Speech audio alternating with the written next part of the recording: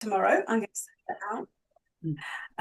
What I want to say is that if you don't want to be shown on camera and don't want to be on this recording, then if at the end of the session you want to ask a question, please turn your camera off. Otherwise, you may appear in the recording. Okay, so I want to hand over now to Claire. Okay, Thank you, thank you Claire. very much. Yeah, thank you very much, Liz, and welcome everybody. Thank you to the people who have taken their time out this evening to come and join us, and thanks for all those who are watching us on record and have taken the time to hear what we have to say. So this evening, as Liz said, is a presentation of two halves, and what they both have in common is our desire to see if we can measure the magic of ballet. And some people say, well, is that something that we need to do? But we started looking into what it was about ballet that made us cry and that moved us. And with that knowledge, could we then take that feeling and replicate it in other parts of our lives, bringing a little bit of ballet with us wherever we went? Now, typically, I know Awakening Heart Collective events, we start off with a meditation. And so what we're going to do this evening is we're going to show you the short piece, which is choreographed by Val, called Trio Pathétique, that stars Hannah Park and Boomin Kim and Susamu Suzaki. And it's a beautiful way of just falling into the beauty of ballet. So Peter's just going to line that up for us. And then we can just put the busyness of pre-Christmas life behind us and fall into the world of dance. Get it started. There we go. Oop, why is it not starting?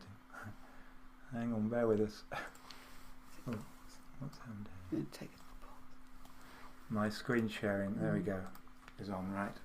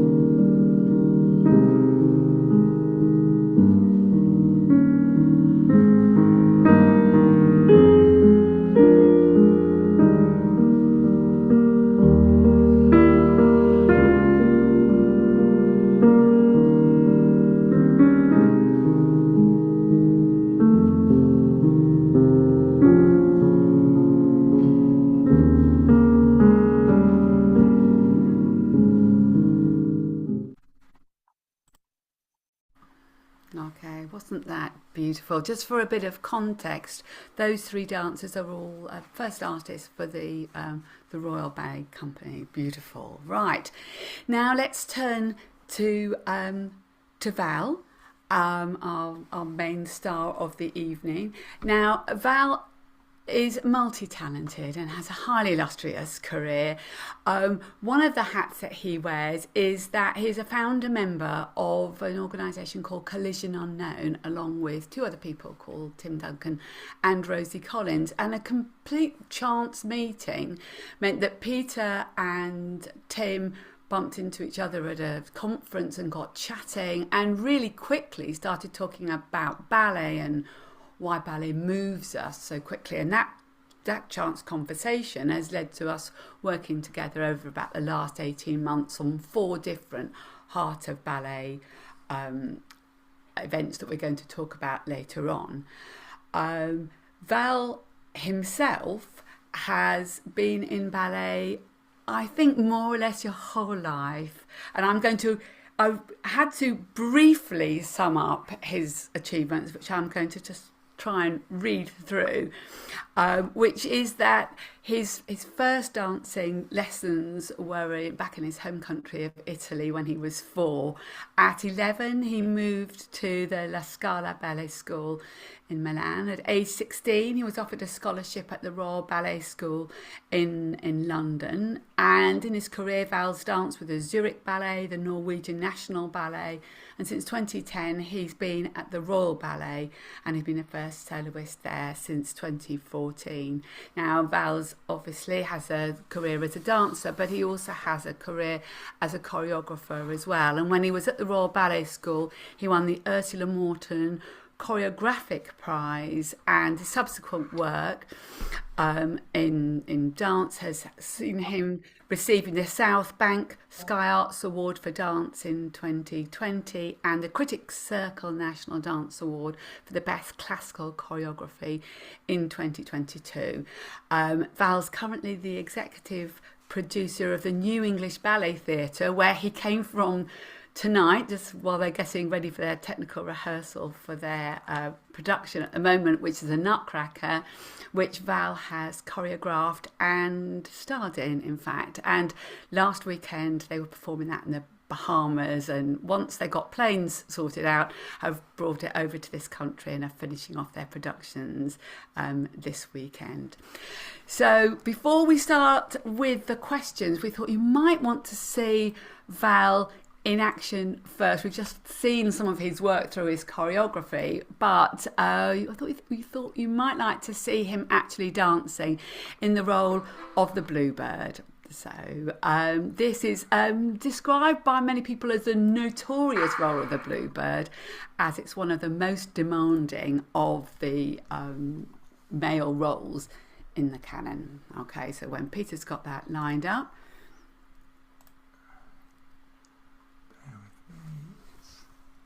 over to that one. There we go. And expand and play. Oop.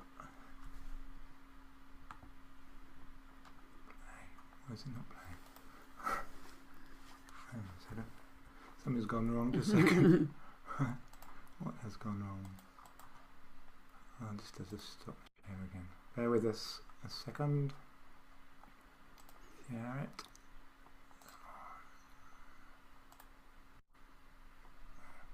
Right.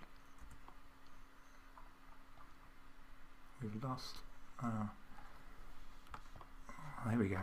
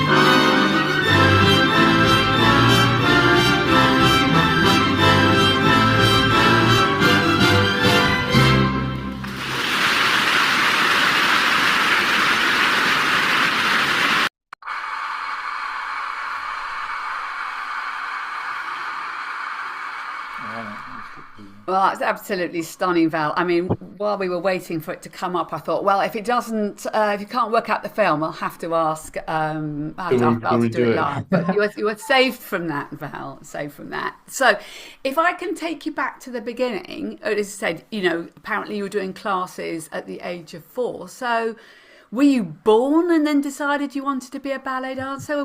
When did it come into your life? I mean, first of all, good evening, everyone. It was lovely to be here. Um, uh, I always say this for me was very much a calling because, especially now that I'm an adult, when I look at kids, I'm sure many of you who have children, like, and actually, I asked my mom when I was 3 if I could do ballet classes. So nobody in my family has ever done it. I've only seen it on TV. Don't ask me why. I was watching on TV many things back in the 90s, and I just decided that for some reason that it pulled me in. And for about 6 months, I kept insisting to my mom that I wanted to do ballet until eventually she just found the ballet school and I started. So I like to think it's some sort of calling. It's really hard to understand what pulls us. And individually, we all have passions that uh, it's more understandable if you've been exposed to it. Mhm. But in my case, I've never been exposed to it at all. And as a child, I just got drawn to it. And this is why my entire life has been ballet. So I basically I see life through the lens of ballet, especially about everything really. Everything is like an analogy to some sort of ballet thing. So that's my life. Um, so you went from Italy to London when you got the scholarship at the Yeah. Royal Ballet School. So could you speak English or I have to say, and that's another kind of funny destiny thing, because when I was a kid, my cousin was one of the founder of the fan club, the official Italian fan club for Queen.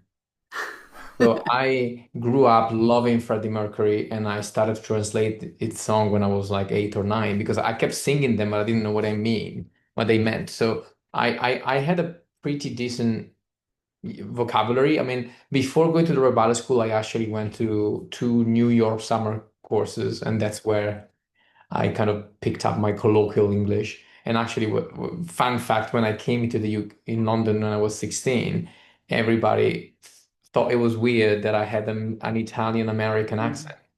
I sounded a little bit like the Sopranos, you see. And well, but that's yes, one way of getting to the front of the queue in the cafe, I suppose. yeah. So I mean, I never really had difficulties with that, but obviously, you leave your country is always a bit difficult. But Yeah. I have to say, not really for me. I was so excited to just go and again, ballet was my sort of focal point, and I was at the Royal Ballet School, which is one of the best, if not the best ballet school in the world. And I'm interested by the fact that both the Royal Ballet and the New English Ballet Theatre pulls in dancers from around the world. They're not even just solely British or European. So, what's that like as an experience? Working with such a diverse range of people. I think this is a very not much spoken about aspect of being a ballet dancer. Ballet is very, very international. And I've obviously been accustomed to have foreign friends since I was a kid. Even in Italy, where you will have some Japanese dancers, Australians, Americans, and it's just a normal part of being a ballet dancer. What's great is that wherever you go in the world, all of us ballet dancers have something in common. So like we can all walk into a ballet class and I've done it in Russia and America, South America, Asia, South Africa. You can go wherever. You can walk into a ballet class, and we are all in tune with ballet because we all know what it is, and so we all have something in common to start with. So whether you eat sushi or pizza or goulash or whatever, we don't really focus on our differences. We focus on what's the same, which is ballet. So it's a very, very great art form a very globalized art form, which it has always been. But then depending on what the political um, winds are outside of the ballet world, then this subject gets talked about or not talked about. At the moment, as I'm sure everybody knows, there's a bit of a sort of like nationalistic pull in the world. So this whole thing about like migrants and international people. It's almost like it's a little bit of a xenophobia going around in every country, really. But ballet is never it's never been like that. So for us, it's completely natural and normal to be so international. Yeah. And are there within ballet, are the styles of people from different countries the same, or do they alter? So if you're coming from Japan, are you going to learn ballet the same way as you would learn it in Italy, say? No, we have there are very different styles depending on what style of ballet has influenced your country.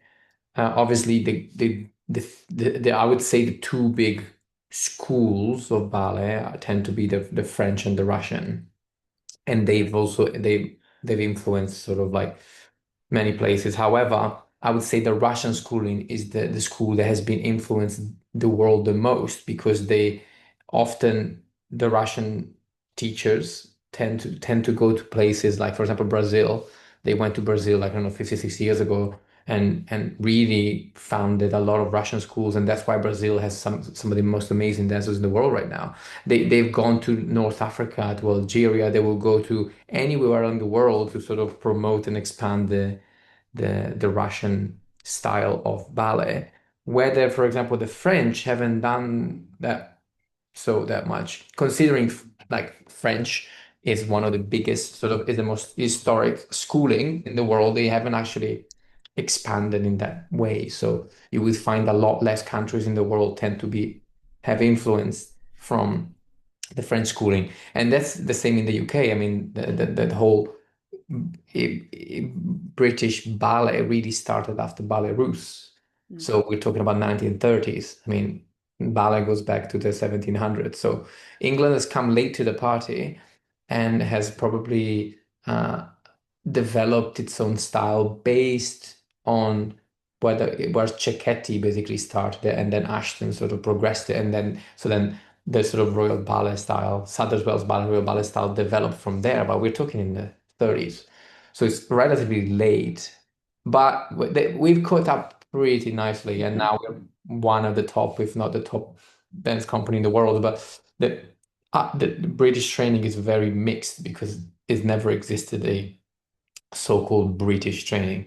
I mean, Cecchetti is considered British training, but Cecchetti was Italian and he was a ballet master of the Ballet Russe in the 30s. So, yeah, there are many different styles. Obviously, from these big schools, other sort of like sub-styles have developed. Like, for example, the famous Cuban school of ballet, where they form some of the best male dancers in the world, especially. That's a very Russian school that was left in an island and it sort of developed on its own. And it's the same thing, for example, in Italy, we've had a lot of Russian schools there as well, and it is developed in its own way.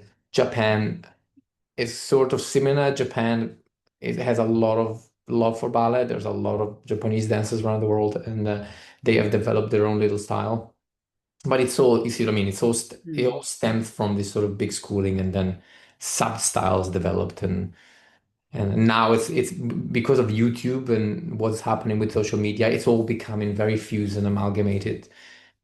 And the styles of dance also have to be diverse. They have diversified a lot as well. So you need to dance many different styles now, not just Um, not just yeah. ballet. And so thinking about you, so you're obviously a dancer, but you're also a choreographer. And has that interesting? Well, did that interesting choreography start with your love of ballet as a child, or is it something that developed as you got older? Yeah, the I don't know if the story of why I started choreographing is necessarily inspirational because I'm a very sort of like I would say quite critical person. So like I spot mistakes that's in everything, which is not a great attribute because you can come across as sort of like a bit the guy that points the fingers. But when I was in the Royal Ballet School.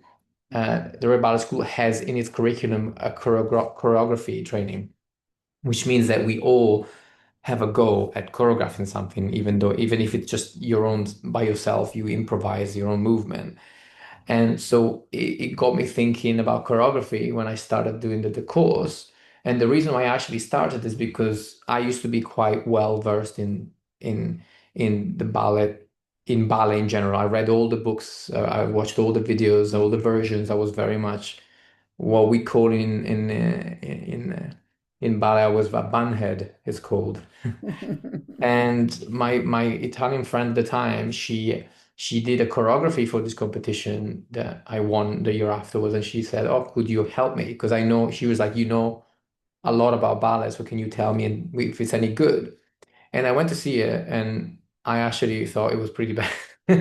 So, but I didn't tell her, obviously, but I was like, "Oh, this that doesn't work. It doesn't work. The structure doesn't work. The musicality doesn't work." And then I was like, well, if I can tell what doesn't work, can I try and make something that works? So then the year after, I just tried to my first choreography, which was for this ballet competition, with this choreography competition. And my first choreography was actually like 10 couples. So I went straight for the sort of like the hardest thing you can do. I went for groups.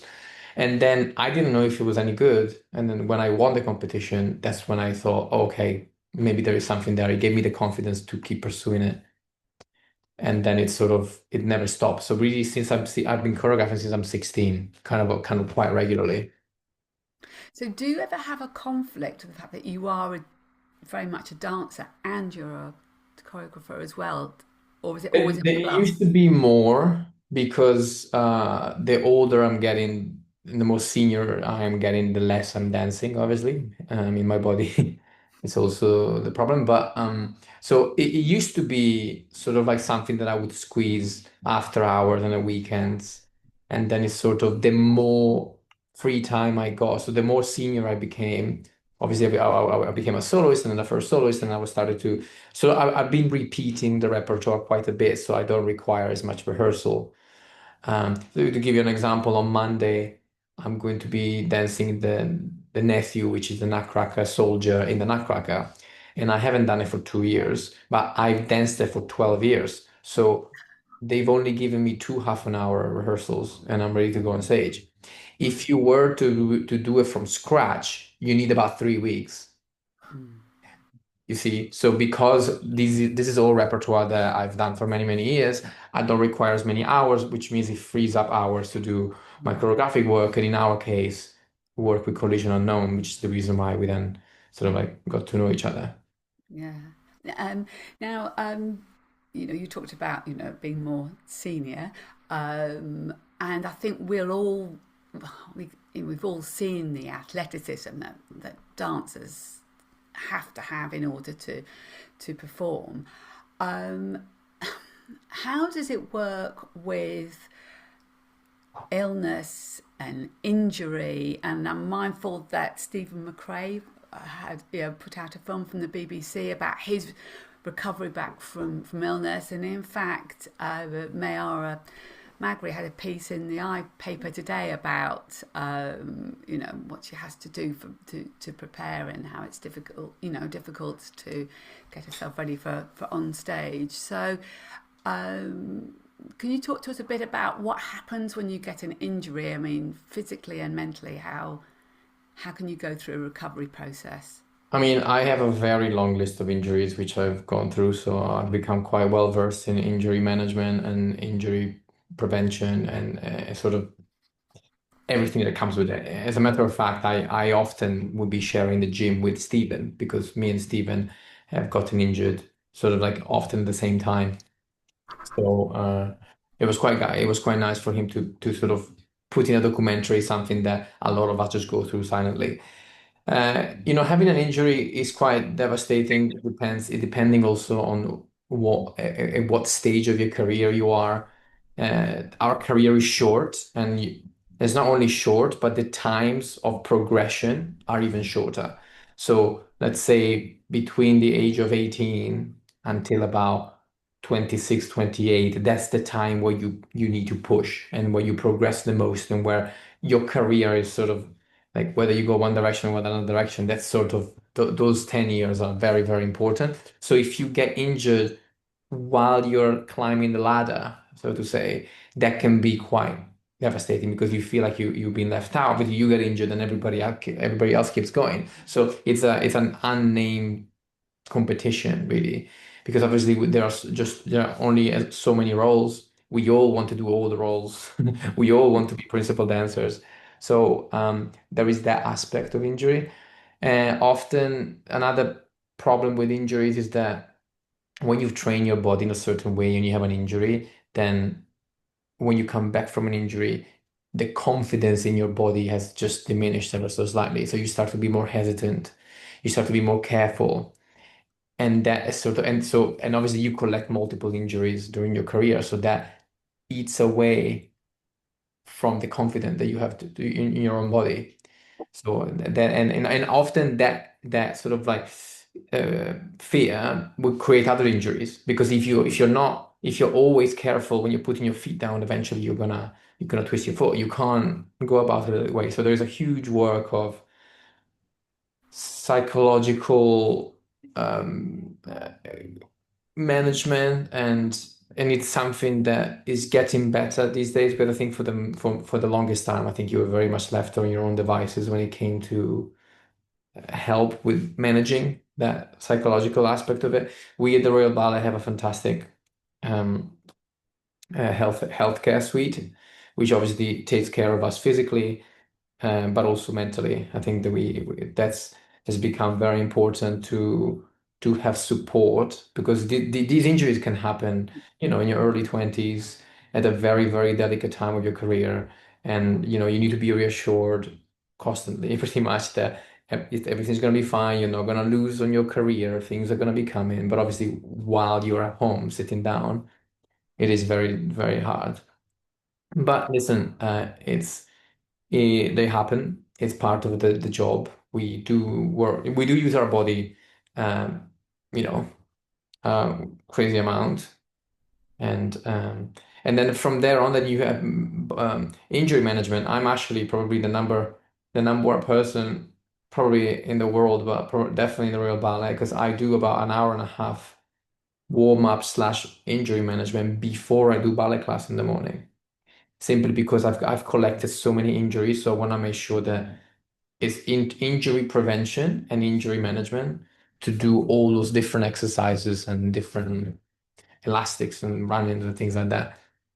Some people think it's excessive, but actually, I have to say, because of the numerous amount of injuries I've had, I find it necessary to do so. Now, there's a really fascinating film called Men at the Bar inside ballet, which was filmed a few years ago by the BBC. And that, as the title says, that really focused on men in ballet and in dance. And you were described as being part of the golden generation of male dancers, bringing ballet to a new audience with strength and grace. And the film really dives into the challenges, but also the rewards of being a male dancer. Would you like to talk to us a little bit about being a man in what some people see as a woman's world? Yeah, I mean, this position has evolved already in my lifetime. Obviously, this is something that's been fluctuating as well within the ballet world because obviously, ballet has been historically, but also even to this day, if you think about ballet, you think about a tutu doing Swan Lake. So male ballet dancers have always had to internalize the fact they're always the second, the second person that people are going to care about. And I think for the longest time, that was also always the case. But then we've had people, obviously historical figures like Nijinsky or Baryshnikov and Nureyev, this mega stars that have brought male dancing in the forefront. And actually, they've created roles for male ballet dancers. But I have to say, even to this day, like there, and this is something that I would love to do with my own choreographic work. There aren't a lot of ballets that are centered around the male protagonist or like an evolution of the male protagonist. There are very few. I'll probably say like 10% of ballet is made for a male character. If you think of all the stories, I don't know, like in like Othello, King Arthur, or any of those royals, the Tudors. So you can name them actually that they for some of them they don't even exist in ballet because like nobody's ever done them or they haven't done them successfully to survive. Um, and my personal journey with it was that obviously when I was younger, there was like an attempt to bully me in school. I'm lucky enough that I have the kind of personality that like that never affected me. Uh, and to be honest, I mean, when people try to bully you and you don't really respond to it, they kind of quickly end. I think bullying only works if the person who's bullied gets affected, and so the bullies also realize. So, but listen, if you ask me, I used to be bullied when I was in primary school because I was doing ballet, but then I would flip it and I would be like, I spend most of my day with pretty ballerinas, and I was like, you spend most of your days playing football with the boys. So I was like, I actually prefer I actually prefer hanging out with all these beautiful ballerinas, to be honest. So I never had a problem. There has always been an attempt, and I know some friends of mine have been quite badly affected by it because again, I've had the fortune to have ridiculously supportive parents, and even though my parents have never seen a ballet before me getting into the ballet world, they've always been supportive, and even at the beginning when they were not quite sure why and what I was doing, they never they've always supported me. So I feel like if I've had supportive parents, I have a personality that doesn't really get affected by what other people think too much. Um, I survived, let's just say. But it is not easy. It is not easy, especially if you come from certain countries. And I would say, even these days, how everything's become more polarized. So yeah, I mean, but the role of a male dancer is being more and more understood, promoted, and for example, that was the attempt of that documentary, which actually I was working very closely with the director because I sort of like the director came with a complete blank slate. He had no idea of how the ballet world worked, and I basically had to explain it to him. I think this is why I was featured quite a bit because I was always talking to the director about how things work, when we have to wake up, the rankings and training and performance and. That was a nice attempt to feel. I feel like there would be so much to talk uh, about men in ballet. I mean, I've covered some of those things in the documentary on how uh, even like about partnering with the girls and because at the end of the day, I mean, no, people might be aware, but ballet is very much a ballerina world. Like they wear the pants. If you like they make the decisions um and we often just sort of have to be graced from by their choice of us. Yeah, um I think Peter's going to put the link to the documentary I wasn't sure it was at still the out. end I of the mean, slide. this documentary is funny because it pops up every year or two somewhere, and then I have the message because in that documentary, I think they focus on me as like the person that never became a principal dancer, and I think a lot of people then start to sympathize with me, and they meet me. They were like, "I'm so sorry you never made it to principal dancer. I think you should make it." And I get those messages about once a year when this documentary somehow airs on Christmas or something. Yeah, Well, I mean, it's there on YouTube for anyone who wants to watch it for a bit of like behind the scenes view of the ballet, but it's lovely. Can we talk about audiences for a bit? yeah. So we've been to a few ballets by different companies after we met you and have been completely swept away by ballet, and not all audiences are the same, are they? And we're just wondering from a dancer's perspective, if you go out on the stage and you think, oh goodness, it's a bit of a tricky audience, I don't seem to be feeling it. What does that do for you? And do you have any strategies for trying to win an audience around, or if they arrive a bit grumpy, do they stay a bit grumpy? I mean, there is a fun fact about audiences because obviously, when you're saying they, you're now talking about hundreds, if not thousands of people. Already, your assumption that the whole audience is grumpy, that already in itself is quite interesting because it can't be that everybody's grumpy, right?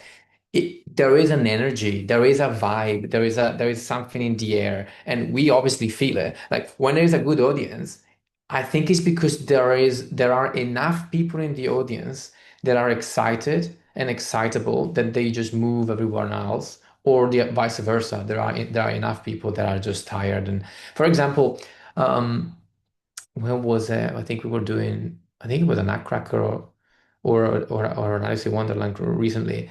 And it was a Monday morning and it was a Monday evening. And I think it was after a free weekend. And just the audience was awful. But they wouldn't have known why. But I think it's because they probably were hungover from the weekend. You see what I mean? Like there is a weird energy when a lot of people come together and they sort of as a group shift energetically.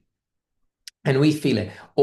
Obviously, when an audience is great and enthusiastic and sort of like cheers you on, it helps. It helps with the performance. It helps if you're making a mistake.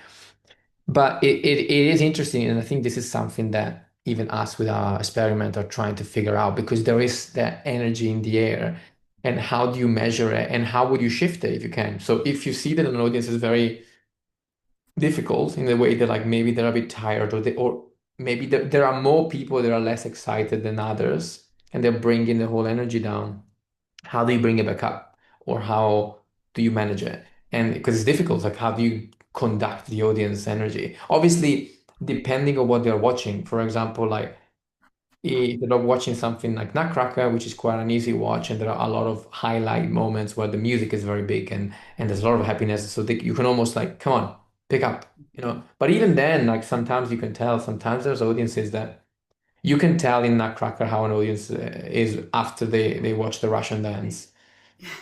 If they don't clap or they're not excited after the Russian dance, I'm afraid that audience is clinically asleep, unfortunately. And there's not much we can do about it. Yeah. Um, Yeah, but it is. and certainly because obviously in our work together, we did work a bit on audiences, but on a smaller scale. And Peter Well, sort of actually, this is chat I about that think later. there's a lot to talk about audience because it's not just about their energy, it's also about size. It's also about age. It's also about what kind of show they're coming to watch. Because like if they're coming to watch in a big performance like the Royal Opera House, we have 2,300 people. If you go to a smaller theater, things become more intimate, and you actually tend to feel each other differently in the audience. When it's 200 people, it's suddenly intimate, and you're now experiencing something intimate. So even the reaction to that is different.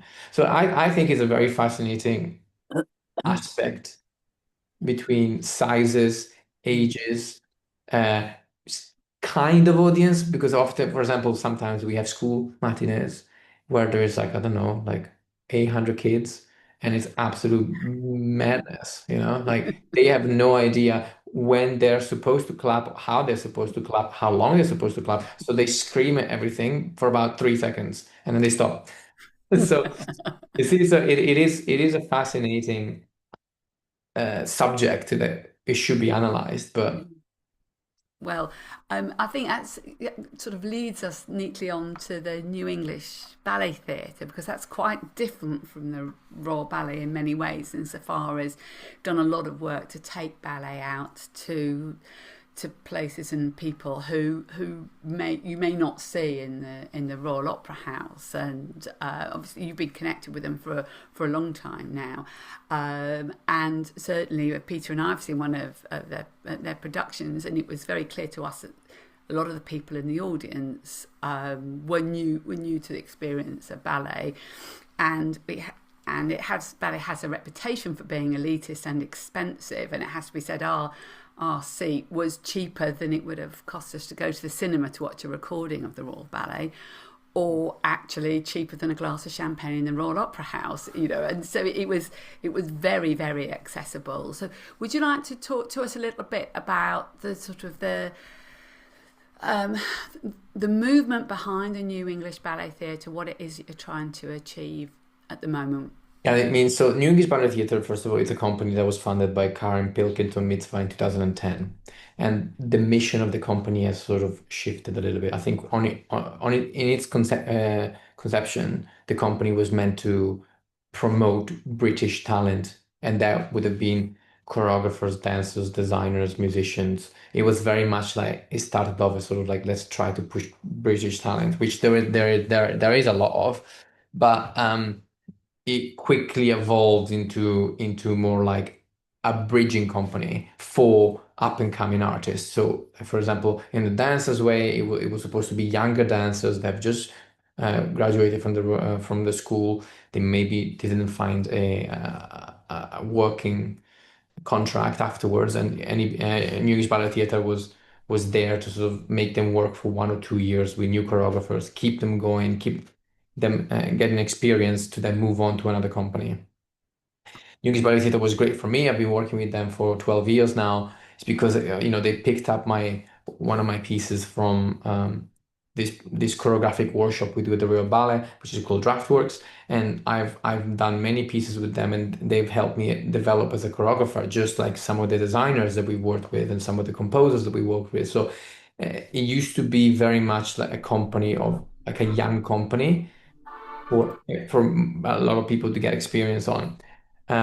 Now we are sort of the company is slowly shifting to a more international touring company. So this year we've actually just come back from our first big international tour. The company has been to France and to America before on a smaller scale with like maybe 2 or 3 dancers, but the entire company have just returned from the Bahamas where we performed My Nutcracker and which was a really great success. We're gonna be coming back there, and it's now become a sort of we still at the core have interest in making new work and develop new artists, different artists, but it's now shifting a slightly more into becoming a more international company. But what's great about, for example, the performance that you come to see in Welham Garden City is that that space has never been used for ballet. Mm. And actually, that was a Welham Garden City are asking us to go back to do so many more shows because the thing about making ballet accessible also, especially in this day and age, and especially in the UK where trains are so expensive, like you need to bring ballet to the people. And obviously, the Royal Opera House is based in Covent Garden, and our outreach um, efforts are often through outreach programs where we go in the educational sort of path. And I've done many of those where we've gone to Birmingham, to Doncaster or Leeds, or to with students to sort of like create. It's called Chance to Dance, which has been going on for 40 years. So there's a very much an outreach program, but as far as the Royal Ballet dancers going to dance outside of the Royal Opera House in England, uh, we do that through our cinema relays now. Mm. Also because, Birmingham Royal Ballet and the English National Ballet are both touring companies, so they take care on spreading, and Northern Ballet actually and Scottish Ballet. So these four companies are there to spread ballet across the country more evenly. So obviously they go to Southampton, to Bristol, to Brighton, to Manchester. With New English Ballet Theatre now, we are going to be doing that more. Uh, we have the sort of we are slightly more nimble. We are a smaller ballet company, which means we can tackle slightly more smaller stages, and that creates a much more accessible network of theatres. Because obviously, some theatres for these big ballet companies are just too small, like Welham Garden City. But my production was very much built to be made for a small number of dancers and a small production but what I believe of a pretty good quality. So the audience that is coming to watch us are getting a really high level performance right at their doorstep or at a very affordable prices. Because obviously, even though the Royal Opera House, for what it offers and for what the sort of environment the Opera House is located in, because obviously, of course, if any of you has gone to watch a musical in the West End, they actually would have paid much more than if you came to watch a ballet.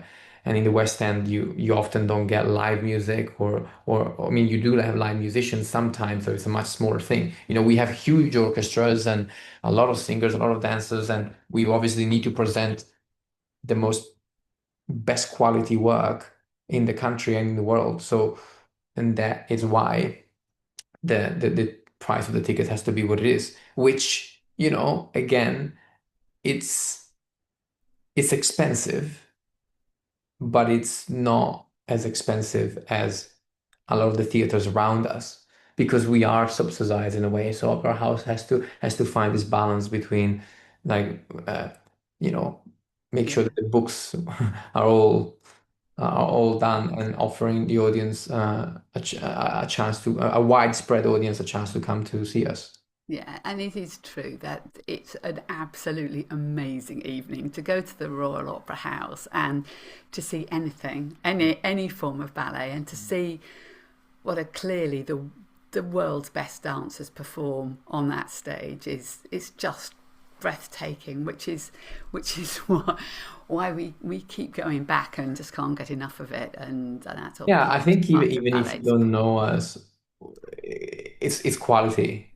Mm. Even if you don't really know about ballet, but you watch a very amazing dancer, even if you don't know exactly why they're amazing, you instinctively can tell. Whether it's the ease and the confidence and just the physicality, the just beauty, it's instinctive. You don't need to be trained for it. So this is why, like, I always find it fascinating, uh, in like talking to people or watching people watch ballet for the first time. It's actually happened quite a few times. For example, I don't know, like it was one time a friend of my partner have never seen ballet. She was 25, and she came to watch Marling, which is one of the hardest ballet to watch. It's just drama, drugs, and sex. It was just advanced, and she absolutely loved it. Absolutely loved it. Or I remember there was a woman, she was 33 years old and she's never seen ballet before, which I find mind-boggling because for somebody who's been in ballet since I was 3, I can't imagine what it's like to see ballet for the first time at that age. It's like I wouldn't even know for me what would be the equivalent. Like I don't know. So I find it really fascinating what they notice, what they think. Obviously, everybody finds it beautiful because it's objectively just beautiful. Uh, they never find it boring, which is really strange. Because, like, there are some ballads that they can drag a little bit here and there, but they never do. They just find it so fascinating, and they have the most unusual questions Yeah. about Right. their Well, clothing. what we're going to do now is we're going to show a short clip of the New English Ballet Theatre and their current productions, which comes to a close this weekend at Lambda in West London. But before we do that, Val, thank you so much for your time. As I said, it was just the weekend that you were in the Bahamas, and you had to Yeah, zoom from we landed Bands. yesterday. Yeah, so you had flights cancelled. It was all a bit of a nightmare. And thank you so much for just, I don't know, just like helping us peek behind the curtain a little bit of what it is to be a dancer and a choreographer, and so steeped in ballet. So thanks once again, and I'm going to hand over to the New English Ballet Theatre.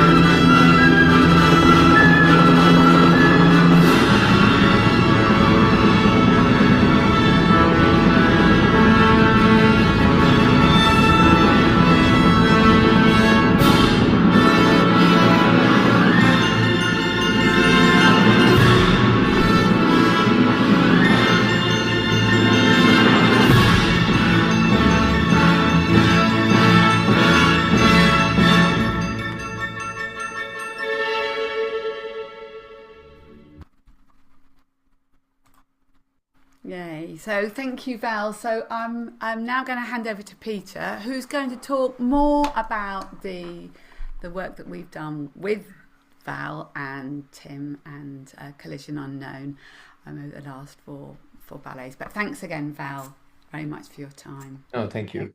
Thank you, Val. I don't know whether you can stay, but if you can you stay at all, or have you got to rush off? No, I can stay for a few minutes. I can stay. Yeah, that's it. Yeah, in case of any questions, perhaps at the end. So let's see how it goes. So I'm going to share the PowerPoint now. Let's just get that going.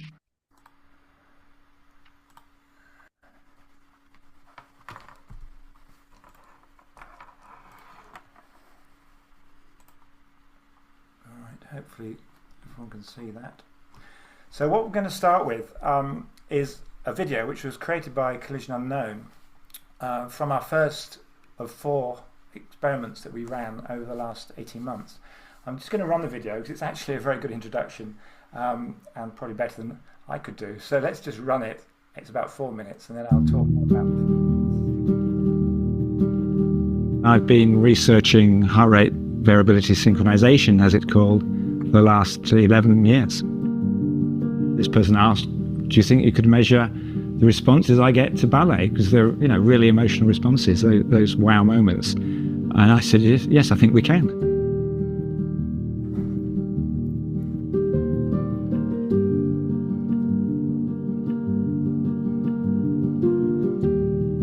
We ended up talking about how we could, you know, enter into a research project to look at actual ballet, measure audiences and dancers. And that's what we've done so far as a small pilot study.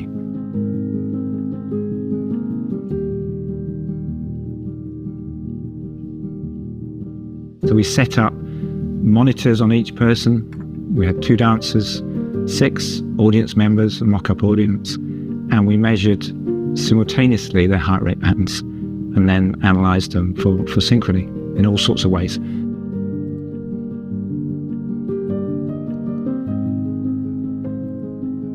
To our knowledge, it's the first time it's certainly been done in ballet. Other experiments have been done in classical concerts, but this is the first time we simultaneously measured in real time the data using the app that we've developed.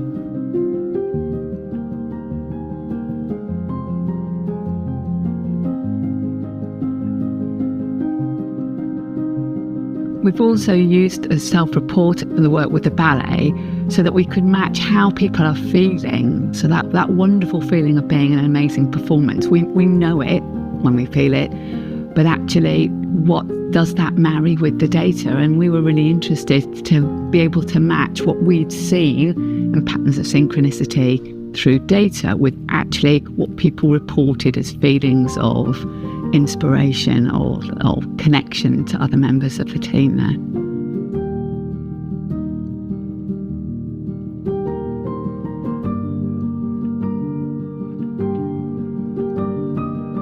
We've seen synchronization dancer to dancer, audience to audience and dancer to audience.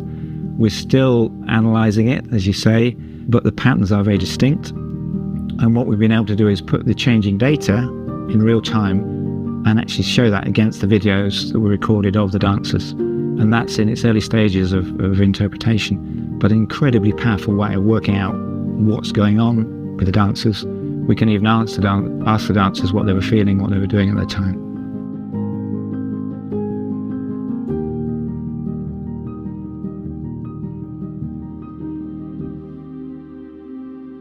Could we look at these? Could we identify them? Could we replicate them more? Potentially working with dancers, potentially working with choreographers, so that you end up getting the best of all performance for everyone. It's true in ballet. Is it also true in theatre? Is it the same true in opera? Is that something that you could perhaps transfer to festivals? So these are the questions that we're really excited by at the moment, because we feel that the experiments we've done so far have got potential benefits in all of those areas.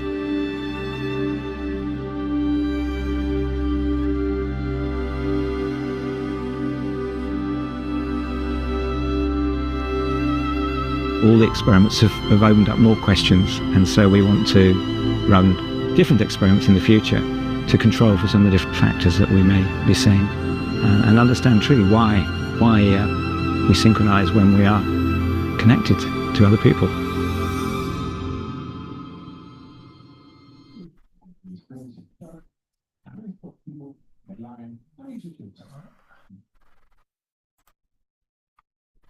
Okay, so that's a short introduction. So let me now just take you through some of the findings, because that was 18 months ago when we recorded the first data. We've done 4 sessions essentially, and we've been recording, as I said on the video, into a small audience, for a small audience of 6 people in this case, and they're obviously sitting, they're at rest. The dancers moving. So just like to say just how grateful we are to all the dancers that have helped us, and to Val, to give up their time and to have a commitment to help us has been wonderful. So let's get on and actually look at what we measured. So we've been talking about the heart, and the main thing we've been measuring is heart rate variability. That's the way that our heart rate changes with time. Now, we're all used to having a heart rate measured at doctors, but that's a fixed measurement. It's averaged over a period of time. But in fact, our heart rates go up and down all the time for all sorts of reasons. Exercise being the most obvious, but also when we breathe in and breathe out, and things like the things we eat and drink, perhaps coffee could raise the heart rate. But particularly what raises it are our emotions. So that's really what we're measuring here quite a bit of. So to actually record heart rate variability, we can measure it using these devices. This is called a Polar, and it's an ECG device that measures the voltage across the heart, chest band, and then this gets sent to the mobile phone, and we've created an app to record that and analyze the data. So let's have a look at some actual data. This is from the dancers. This is Mayara Magri and Matthew Ball, the two principals we worked with in our first project. Now, as you can see, they're moving very fast, and this shows the 5 experiments that we ran on that particular evening, from a warm-up session through 2 improvisations, through to 2 pas de deux with and without music. And you can see here that this is Matthew's heart rate going up to 185 beats per minute during one of these dances.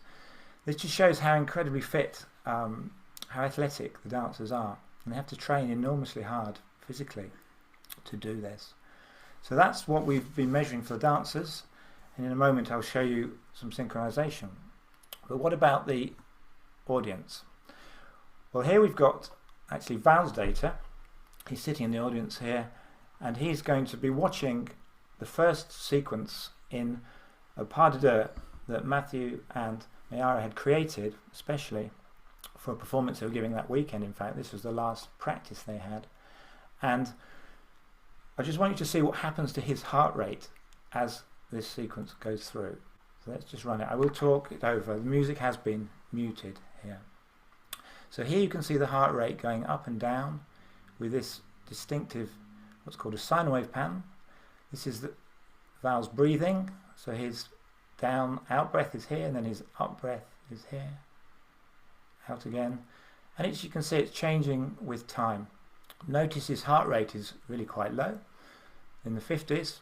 That's because he's an athlete. He's very, very fit. So you can see the heart rate dropping as this quiet first part of the dance occurs. This, by the way, is a dance about romance. The challenges of romance and the ups and downs. So here, notice what happens as the lift occurs. Val's heart rate has shot up, and in fact it goes up by 16 beats per minute at the peak from his normal, what we'd call resting heart rate. And this is quite typical when we have an emotional response. And then eventually it drops away again, and they go into a slightly quieter moment. So that's for one person. We can have a look now at the whole pas de deux sequence, the whole pas de deux. And this is the lift you've just seen here on the left, and you can see that rise and fall. But there's another lift here, second lift, and we can actually have a watch of that here. It's another quite complicated lift, but again Val's heart rate rose quite dramatically and it fell away. But what I hope you can see is that this is a very complicated waveform, and it's changing all the time, and we can analyze that waveform more to get more information out of it. By the way, at the end here you can see the applause as we clapped. Val obviously a bit more exercise as he clapped, but also an emotional response in there as well. So what I'm going to do is actually tell you what the conclusions are first of all, and then I'm going to show you some of the data that led us to that conclusion. So the first one is ballet opens our hearts. Why do we say that? Well, here we need to do a shout out for the HeartMath Institute. Now, the HeartMath Institute for the last few decades has been studying heart rate variability and the patterns that we get, and particularly looking at the emotional responses to different states. And the first state is a negative state. Let's say someone was angry or fearful, maybe even depressed. And what happens is the heart rate variability shrinks away in a very obvious way. And this can be, of course, measured. And this is essentially what, if you're wearing a smart ring or a smart watch or something like Whoop, this is what they're trying to measure, this pattern here, and then compare it to a much more positive state. And you can see the words here: more grateful, appreciative, perhaps loving. And what the HeartMath Institute has shown is that this pattern is very different, and it's related in very much to the breathing. This is the breathing in as the heart rate rises and the breathing out again. We get this rather lovely sine wave pattern, and the strength of this signal rises and falls as well. And they call this a coherent pattern, and that is a term that is now being adopted by many other researchers. And what they've discovered is that coherence, or coherent state, is a very healthy state to be in, both physically and mentally. And so we're going to be looking for these patterns within the data. Just before we look back at the data, I just want to mention a little bit about language, the word inspiration.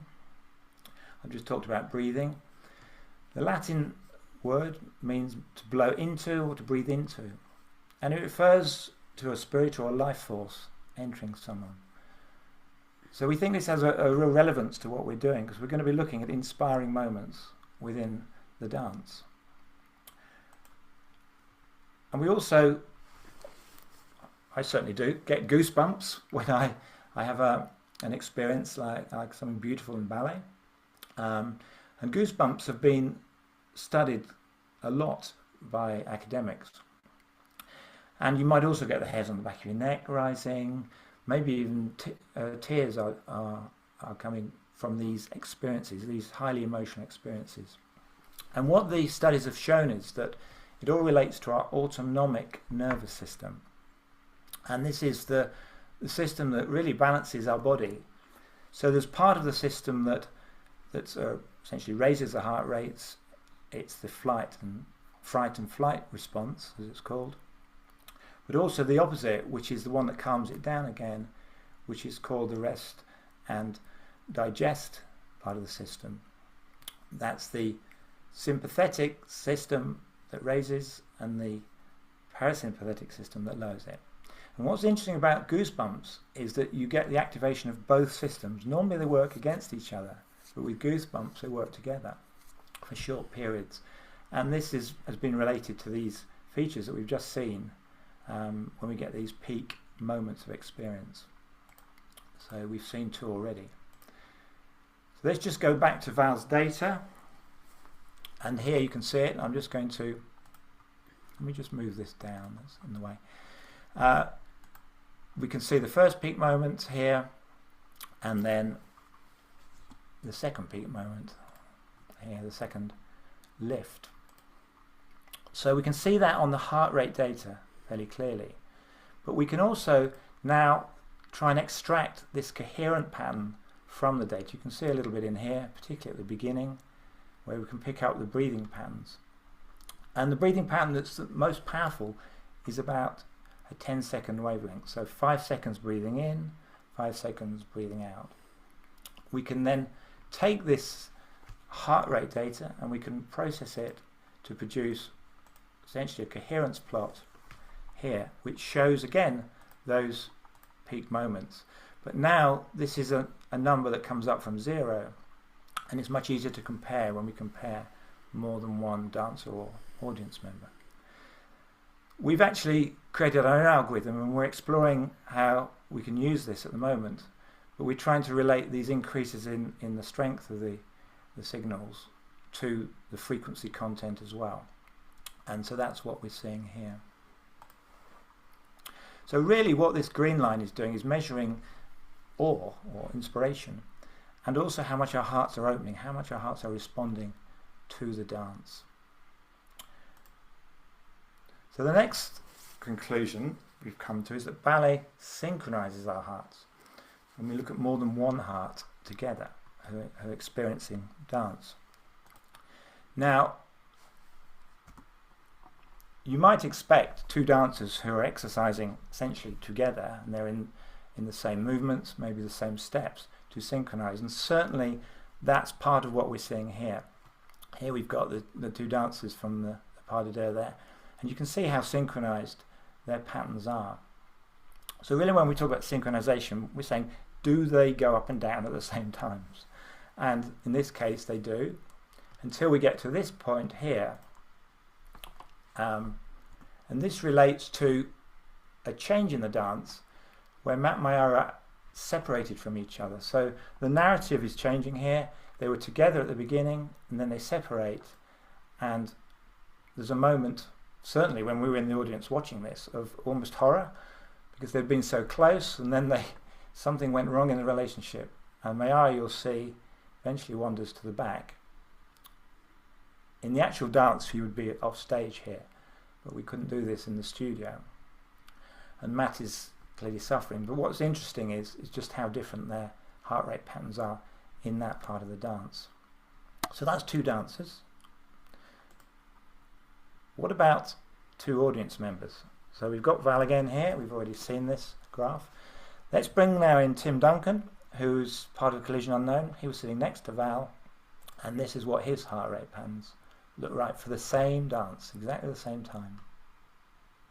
And hopefully you can see it's a rather beautiful synchrony where you can see them both reacting to these key moments that we've been identifying in this dance. But not just those lifts. If you look more closely, you'll see that there's also synchrony in the quieter moments in between. And it's really quite a complicated synchronization, but something that we can measure numerically. We can actually work out what this is in terms of how synchronized are they. And we have done that. Notice again the applause, where we get this lovely rise in heart rate here. So that's two people. We can also work out their heart power. We can do this transformation from the heart rate to heart power. And again, this is a very useful way of seeing the synchronized moments and how they change. Notice here where the dancers separated, Tim and Val had quite a different experience to that part of the dance. So that's an interesting place to look, why they should be different there and then very similar just a little later. So these are sort of questions we've been asking as we've gone along. So this is our measure of inspiration. Just to show this isn't a fluke, here's another two of the audience members, again showing very obvious synchrony in heart rate and heart power through the same pas de deux. Now, in terms of synchronization, when we add up all the data from all the audience members, we saw something very, very, very interesting, and we think this is the first time that this has been seen. So this we believe is a scientific discovery that's come from this project. What this graph is showing is that the power of the audience, the average power, relates to the amount that they're synchronizing. So in other words, the more open their hearts, the more they're synchronizing. And that's a really useful discovery, because this isn't just happening in ballet, of course, it's happening in any situation where groups of people are coming together, becoming inspired. It could even be a business meeting, it could be a sports team. So we think this has applications way beyond the world of ballet.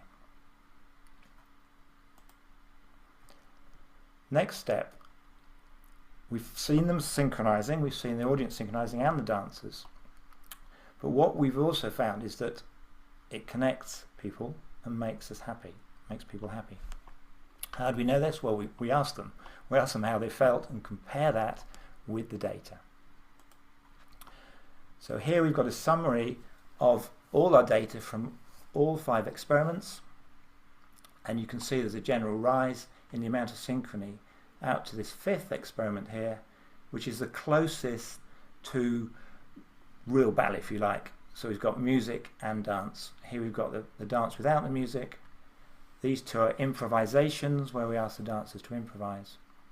And what was rather odd is we saw this drop in the synchrony in this dance here, the improvisation without music. So when we asked the audience and the dancers what was going on here, these are some of the comments that came back. And you'll notice on the left here that there was a sense of less connection and less happiness about the situation, about the dance, compared to the right here, where the self-report, as we call it, was more positive. So what we've noticed is that the dancers and the audience know when they are more connected, more synchronized. And this is, if you think about it, something we all have an intuition about when we're in a group or even in pairs. We know when we're connected to someone, we can just sense it. And that's, again, something that's very powerful to know. Now, before I go on, just show you what we think we can do with this data, I want to talk about the analysis. This graph here looks pretty horrendous to interpret. This is just the two dancers and Val and Tim from that last experiment. And you can see how complicated it gets. You can see that the dancers and the audience were synchronizing beautifully here, but not here. So it gets very, very complicated. And there's an enormous number of potential combinations of pairs, even in a group of 8 people that were recorded. There were 28 pairs. I worked out that the Covent Garden Opera House would have 3 million potential pairs if you took every pair in the audience. So it gets far too complicated. We knew we had to do something about processing it more effectively. What I've just shown you took 8 weeks to process. So that's where we came up with the idea of a console that would work in real time. So here we have a training session with Fumi Kaneko and Vadim Mudigirov, 2 of the principals again of the Royal Ballet. And they are just beginning to learn a dance with Val. Excuse me. Let's just run it. So what you can see here is that the training session is going on in the studio. It's being recorded through a camera. The data is being sent through the internet back to this laptop where it's being processed and displayed. The advantage of that is that we can work out what's happening with the dancers and look at their data in real time. This was processed after the event in this case, but we can also run it actually in the studio. And let's just show you this data running. So here we've got the data coming in real time, effectively.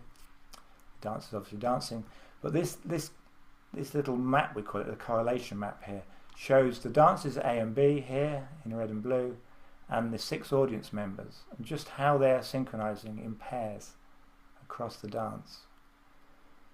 And this, again, we think is the first time this has ever been seen, and we're still exploring how to use this data. But you can see it changing. And what we've noticed is there are clusters within the audience.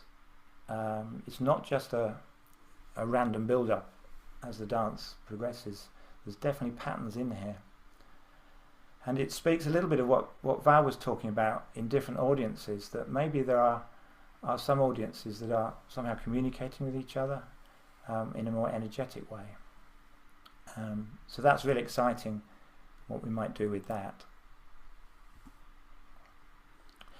Now, one of the other things that is probably the most important thing of all that we've discovered, and this is something that has been coming from our other research projects. We're involved in a number of different projects with pairs in other performance areas as well.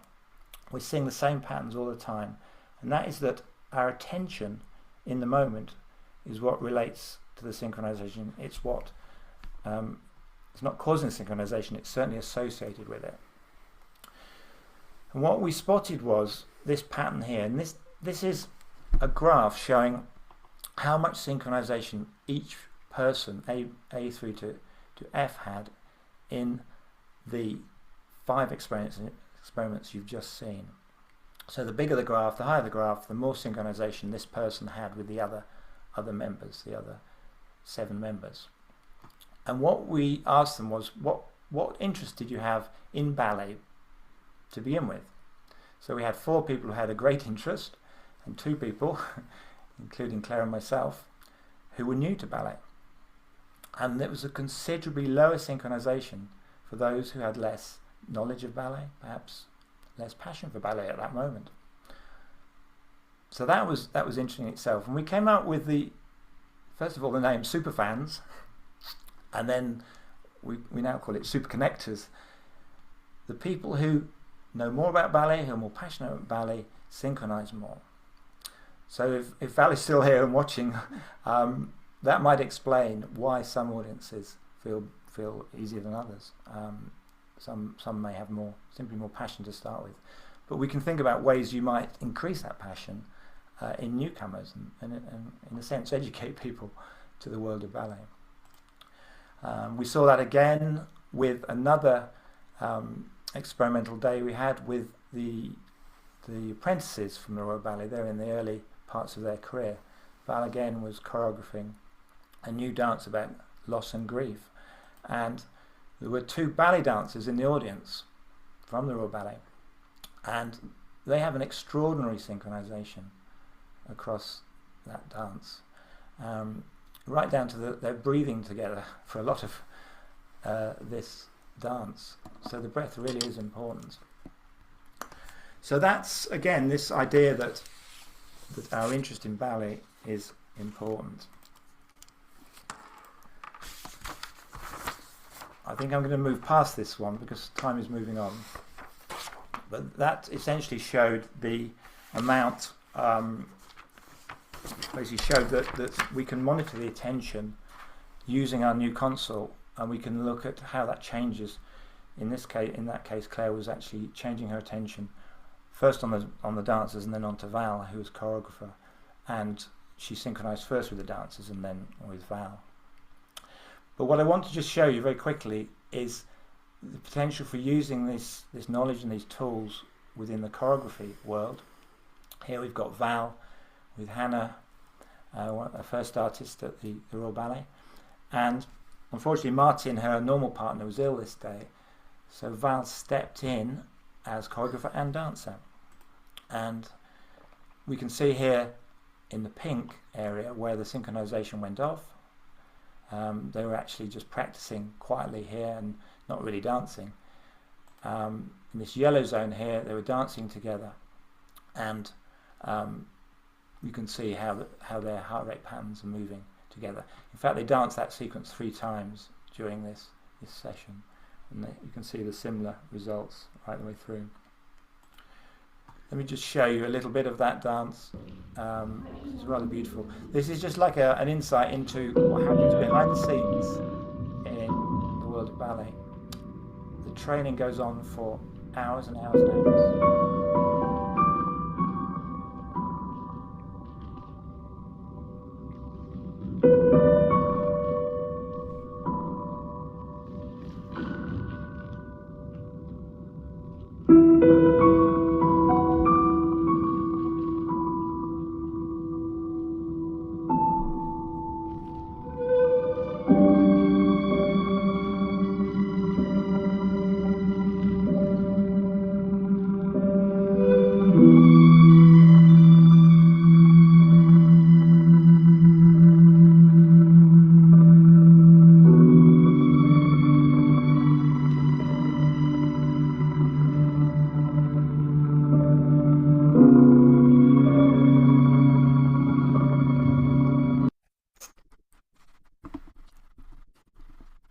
Okay, so that's a little session there.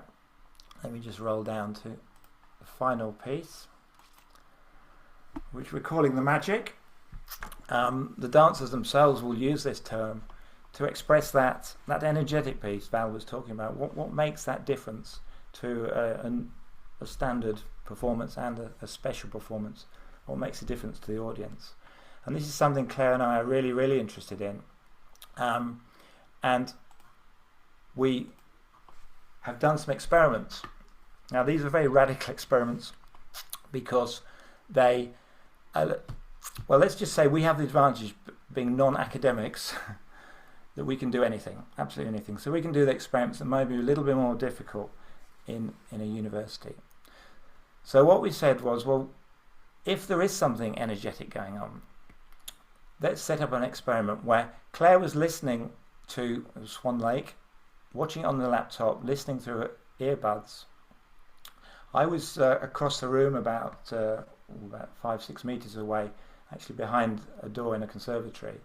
But I had ear defenders on. I couldn't see the screen, so I had no sight and sound. She watched the video of the Swan Lake, and this is what data came back. And there was some very distinct synchronization. I couldn't hear or see that dance. So this is where we're currently exploring, trying to see how we can investigate this and then try and start explaining what mechanism could be driving this. Are we picking up the heart electromagnetic waves from the heart muscles, or is there something a little bit more profound going on in terms of consciousness? But a very interesting part of our work. All right, time is moving on, and this is the last thing we want to show you, because we can take that science and you can do what you like with it, but this video, we feel, explains everything about the power of ballet. So I think Claire's going to describe what it is, and I'm going to set it off. Let me just find the video. Okay, so this dance, as you can see, she's an elderly lady now. She's a Cuban-born dancer and choreographer who sadly was suffering from advanced Alzheimer's. One of her care workers played through the earphones that she's wearing at the moment the music of Swan Lake. As I said, she was quite an ill lady at this point, and she was well in her 90s when the film was made. But the title of this evening was The Heart of Ballet, and the 5.5 million people who've watched this clip on YouTube, I think, would agree that it very much puts the heart back to it, whatever's happening, and whyever it's happening. There is something very deep about ballet that's shared with us all. Okay, let me get it running.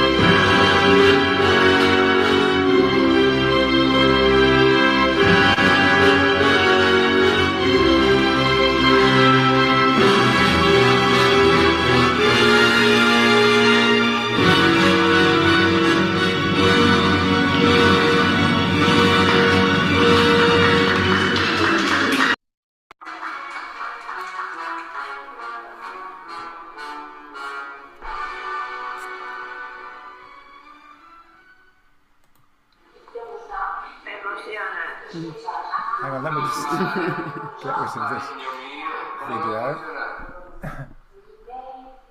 Okay, there we go. Okay, so thanks again for taking the time to listen to us, and more importantly to listen to the somewhat spectacularly marvellous Val. And good luck, Val, for this weekend. Hope it all goes really well. Thank you very much. It was a pleasure to be here. Always nice to talk about the art form. And well, if anybody's around and want to come and watch us, we are going to be on at the Lambda Theatre in Barons Court. And we have double performances tomorrow, Friday, and Saturday. So there's still some available tickets, not many, but if anybody would like to come over and watch us, we're there. Perfect. And if anyone's local to London, whether they're watching live or on record, there is a link there in the chat to get tickets. So thank you. Now, Liz, I'll hand back to you.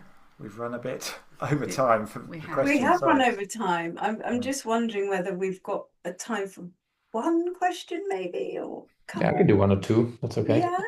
Yeah. Oh, Val, you're so generous. Thank you. Does anyone in the audience want to ask a question to Val or maybe to Claire and Peter?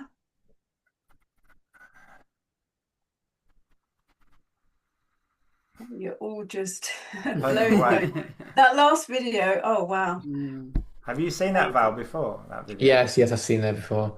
There's a lot of work that I've looked into about ballet and Alzheimer's, and I'm actually working on something with Tim actually on something about that, which is really, really interesting. And so yeah, that's it.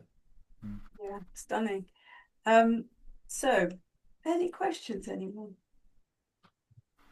Okay. Well, in that case, we can finish on time. Isn't that brilliant? Perfect. All right. Oh well, thank you, all of you. Claire and Peter, your research is amazing, and I know that you're going to be doing more and probably looking at other aspects of dance and other forms of the arts. So we look forward to hearing more about that in due course. Val, I've been transfixed this evening listening to you. I started my ballet career at age 3 as well, but sadly it didn't progress in quite the same way as yours. But I still absolutely love ballet, and there's something about ballet and Christmas, I don't know, they go so well together. So it's been wonderful having you as our last speaker and to join our last event this year. So thank you again from all of us, and thank you for watching. We have lots of lovely events coming up next year that we're already beginning to think about and plan. So those of you who are joining us for the first time, I hope that you'll think about joining us again next year. We have a newsletter that we send out every few weeks, and so all of our events are listed in there. So please look out for that. I will be sending the recording to you tomorrow, and any links that Peter has mentioned tonight we'll put in that email. So yes, thank you again for joining, and I really do hope we see you again in the new year. Happy Christmas to you all. I hope you felt that this evening has opened your hearts, and that you felt the energy amongst us all. Even though we're not in the same room, that doesn't matter. I can feel how connected we are watching the dancing tonight. So yes, anything else that Peter or Claire want to say before we say goodbye? We did have a hand up from Mo, but I think she may have. No, he is still here. Oh, sorry, Mo. I beg your pardon. No. I thought you were wrapping up. No, the question I went on. My background is nursing and healthcare. Just to put it in context, watching that last bit about the lady doing, I am not into ballet, no idea about dancing, okay? So I speak with respect to your profession and the amazing findings that I was fascinated with, more the data really. And the thing with the Alzheimer's lady, so we label people. I've got an issue with labeling. That's me from a healthcare profession. And there's also the work of Ellen Langer, where she did the thing about people pretending to be 22 years younger. I wonder if you've looked any more about getting people like that lady, if they did listen to their performances and things over a period of time in a repetitive manner, whether that will or has made a difference to their life? Because, you know, looking at it from a purely theoretical perspective and a physiological perspective, I think that would, because watching the lady just sitting there and then getting involved with movement stuff, say that with respect, I don't know the name. What have you found? Because your research you've done is amazing, and the data and things, I was looking at that, God, the amount of work that's done into putting it together. So that's my question pretty much, really. So thank you. I'll mute myself and I'll listen to you speak. Yeah, I mean, I can't say we're experts in dementia or Alzheimer's, but I know there's other research being done on neurological studies with singing and dancing, mainly for older people, I think. But you're right, if one could measure the effects, both neurological and the cardiac effects, I think that would be incredible. Sadly, that lady passed away soon after that video was made. But yeah, there's potential. One thing we haven't said is that it's just Claire and me doing this research, and we're always asking, you know, if there's anybody out there who could help us. There's so many experiments we could do in so many areas of life. Sorry, I'm interrupting you then. Whereabouts are you? We're in Essex. Essex, Great Dunmow in Essex. Yeah, I'm in Norfolk. Yeah. No, the other question, just to clarify one bit of point, what you said is, you know, I accept what you're saying, is what about if that was done in a kind of repetitive manner, 2 or 3 times a day or 3 or 4 times a day? Has anything like that been done? I think people have tried all sorts of things. I would have to look into it to find out more details. I think what we found from our work was that the more you're synchronizing, then the happier you felt. And there's research that shows that when you're in a state of synchronization, you are automatically in a happy state, and then that happy state would then last after the moment of synchronization. So if you could work with anybody in any form of need and get them to synchronize with others, and to make your point of doing it repetitively, then theoretically, yes, you should be able to build up a greater well-being if you manage to do it, say, 3 times a day than if you do it once. Obviously, there's been a lot of work done on choirs, and the huge benefits that singing together has brought, and more work as well into dance, and how dance is very powerful. And Shirley Ballas, the judge from Strictly, has got quite a lot to say on this matter, and so is Angela Rippon, apparently, as Liz knows. They're all proponents in moving that on and seeing how dance could be used. Thank you very much indeed. That's provided a lot of answers. Thank you so much. I will be in touch with you guys about the research bit. Fantastic. Yes. Thank you for your Thanks. question. Yeah. Bye. Bye-bye. Okay, bye. Thank you. Right. Right, Liz, back to you. Okay, well, if there's any more questions, Val has had to dash off. Yeah, But he's been with us a long time, yeah. if anyone else wants a final question, I'm sure we can squeeze Let's that. let them go and have Christmas, shall we? Yeah. And there's just a couple of comments. Let's just Donna says the 2 most important systems for connection: language system and the nervous system. Body language being more powerful than words. Yeah. Absolutely, thank you, Donna. And Cinzia had a comment. My husband too. Every time he watched and listened, even though he had advanced stages of dementia, when music that he knew, he would magically sing all the lyrics and dance like he never did. Wonderful to share this and listen to these amazing new discoveries. Oh, that's lovely. Yeah. Thank you for It sharing seems that that. the heart, this, as Louise would call it, organ of perception, has the longest lasting perception of the entire body, which I think tells us a lot about the heart. You know, we always think about the brain, don't we? But the heart's got a huge amount to offer us. Yeah. Anyway, let's thank you, bring it to guys. close. It's been lovely. Really, really appreciate all this work that you're doing, and look forward to hearing about how you progress with that next year.